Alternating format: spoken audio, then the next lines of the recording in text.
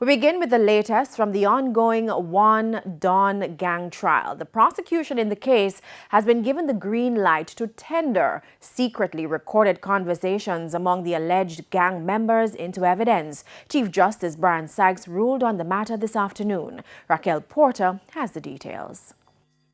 In his ruling on Monday, Chief Justice Brian Sykes says the recordings have met the legal requirement under Section 31G of the Evidence Act. According to Justice Sykes, there isn't any evidence to suggest the witness manipulated the data. He says the testimony given by the prosecution's second witness is sufficient to meet the standard to proceed. He also pointed out that there isn't anything to suggest that the device used for the recordings was malfunctioning at the time of use.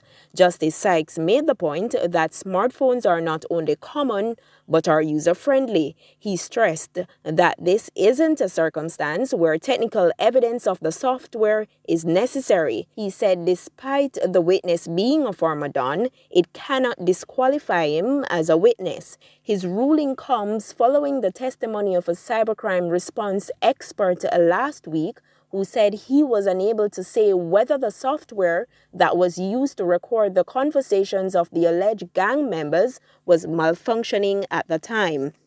He said there is an application that can detect whether a software is malfunctioning, however, it is normally for larger devices to include laptops.